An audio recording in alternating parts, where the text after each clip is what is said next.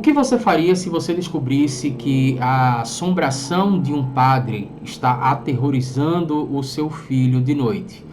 É sobre isso que a gente vai falar hoje, uma história de assombração que teria acontecido na década de 1940, numa região pequena chamada Caricé. O nome dessa região é Caricé, fica localizada em Vitória de Santo Antão.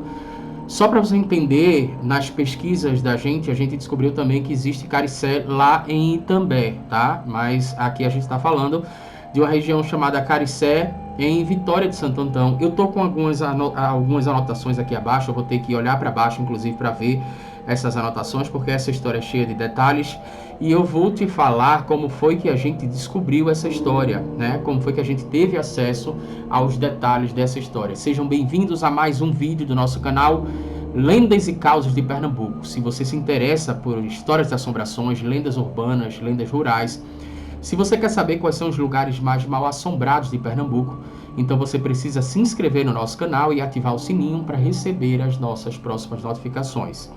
Quem está acompanhando o nosso trabalho sabe que nós temos um canal paralelo, que é o Cine Terrologia Cultural, e tem um detalhe, porque lá nesse outro canal, Cine Terrologia Cultural, eu tive a ideia de buscar histórias de assombrações que eram veiculadas pela rádio, que eram apresentadas pelos programas de rádio nas décadas de 1940, 1950. Existem programas nas décadas de 1980 que a gente também está pesquisando.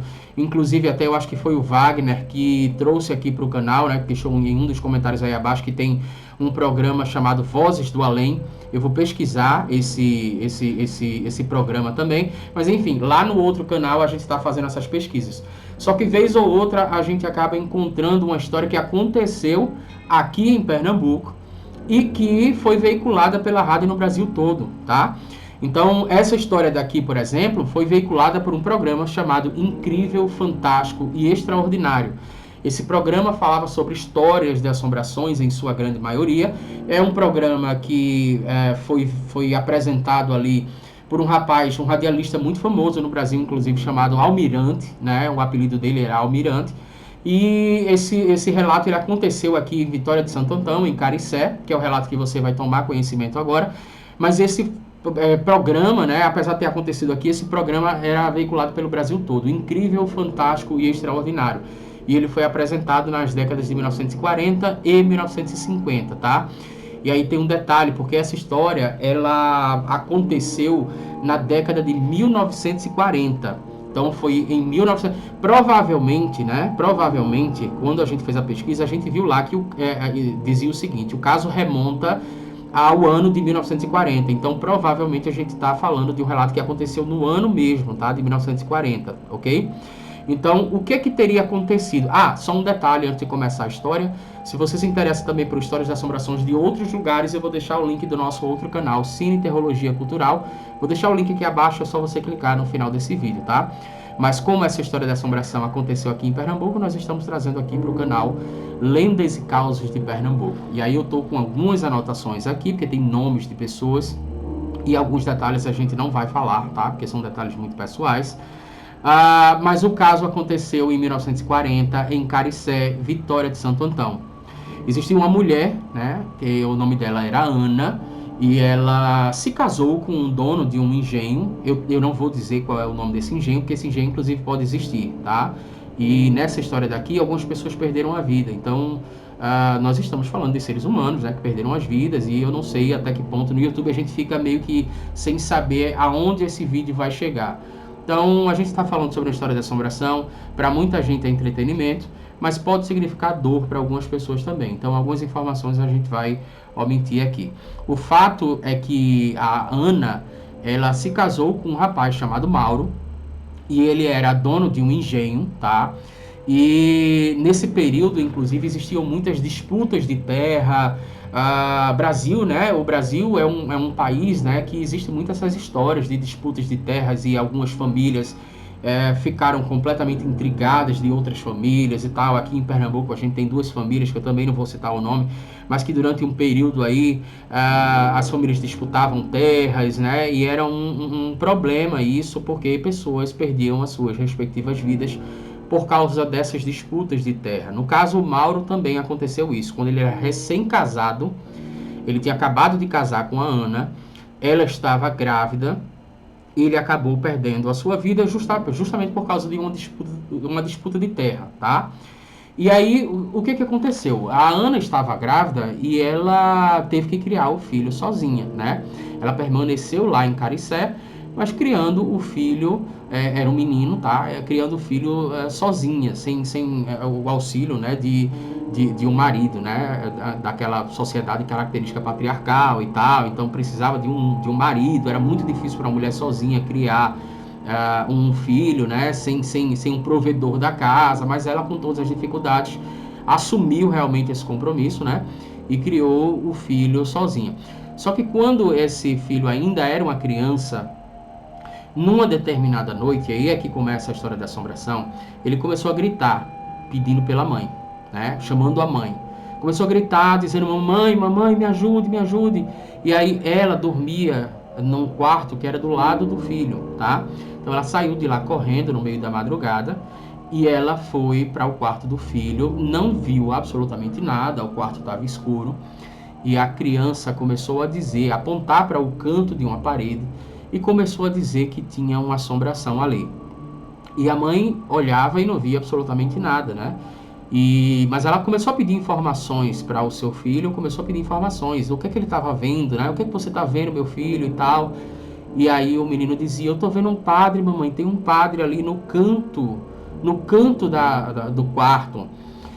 E aí ela olhava e dizia: não estou vendo nada, meu filho, me fale mais sobre o que você está vendo. E o menino começou a passar algumas informações, dizendo que era um padre muito feio, né? Que ele estava com a cara muito feia, assim.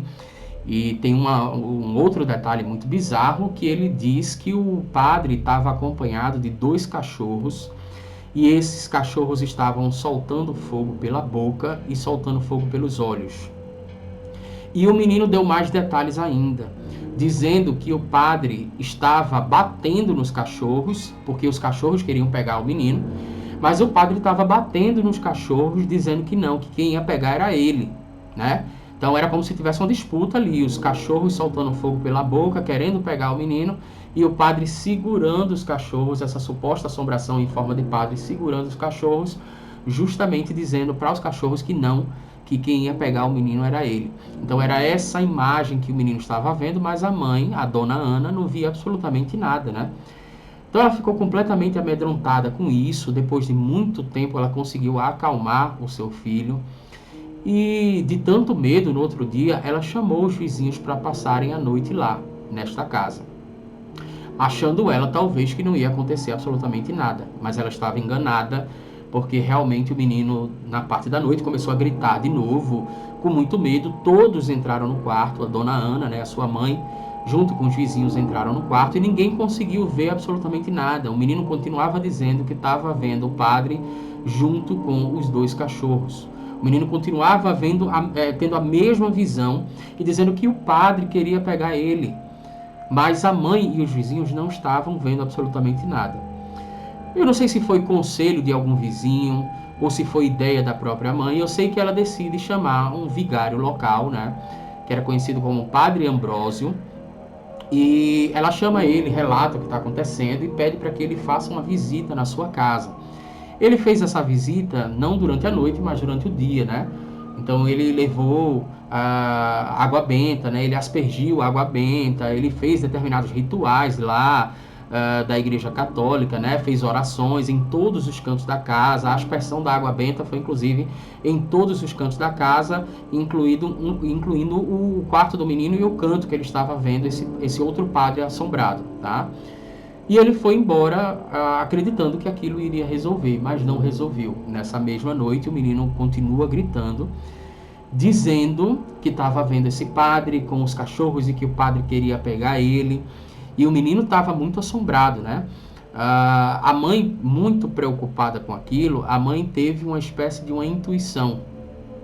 Mesmo não vendo absolutamente nada, ela olhou para o canto do quarto e exigiu praticamente que aquela assombração se identificasse. Ela perguntou quem estava lá e o que é que ele queria, né? E foi aí que aconteceu uma coisa assustadora, mas eu vou abrir um parênteses aqui, porque assim, para quem tem acesso a essa história, pode achar isso uma coisa muito bizarra, né? Você perguntar para uma assombração o que é que ela está querendo, quem é ela, pedir para ela se identificar. Mas eu achei uma certa semelhança, isso foi uma coisa que me chamou a atenção. Eu estou lendo esse livro agora, que é um livro chamado O Exorcismo. Deixa eu aproximar para você ver. O Exorcismo, né? De Thomas Allen. Esse livro daqui, Exorcismo, vou mostrar a capa para você de novo. Ele é o livro que fala a história verdadeira que teria originado o filme O Exorcista, tá? Primeiro teria originado o livro, depois teria originado o filme O Exorcista. Então, no filme, por exemplo, e no livro, né?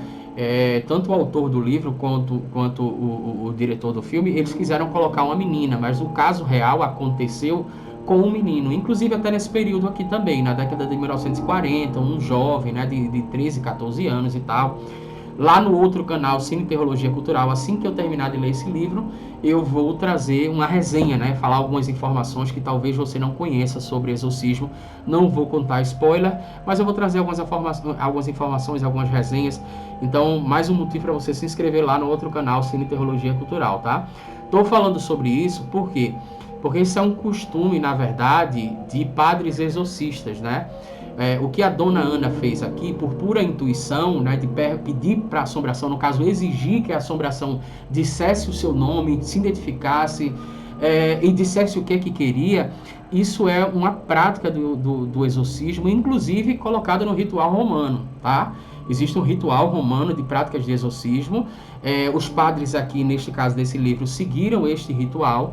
E lá tem várias informações, inclusive para você não conversar, né, com a assombração e tal, a não ser que você peça, no caso do ritual, você estabeleça, no caso, uma ordem, né, em nome de Jesus, no caso, para que o demônio, né, se identifique, diga o seu nome, né, então você vai ver isso, inclusive, até em muitos filmes de exorcismo, e para que ele diga quando ele pretende sair da pessoa.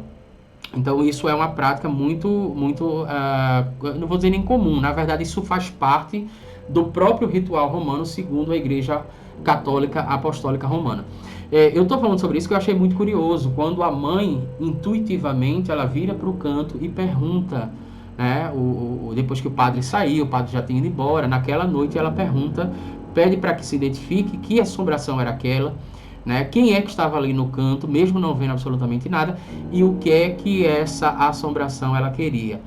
Neste momento, ela escuta uma voz, mesmo sem ver absolutamente nada. A dona Ana vai dizer que escutou uma voz, e essa voz dizia que se tratava de um padre da Paraíba que tinha falecido, provavelmente lá em Caricé. E ele tinha falecido e ele, em vida, era um padre que tinha feito muita coisa errada, né? Não deu muitos detalhes, mas que tinha feito muita coisa errada. Estava praticamente condenado a ir para o inferno. Isso foi o que relatou a dona Ana. E esse padre, na verdade, para não ir para o inferno, ele teria que tirar a vida de 7 anjinhos. Foi exatamente dessa forma que ele falou. 7 anjinhos. Aquela criança, que era filha de Dona Ana, era um dos anjinhos que ele queria tirar a vida, tá? Então, de fato, ela, se eu não me engano, volta a chamar o padre novamente. Ela mandou a assombração ir embora. Naquela noite não aconteceu absolutamente mais nada. Ela explica isso para o padre novamente. Tem novos rituais na casa dela e tal. Mas, pasmem vocês ou não, alguns dias depois, misteriosamente, o menino perdeu a vida, tá? A gente não conseguiu descobrir detalhes, mas o menino realmente ele perdeu a vida, ainda era uma criança.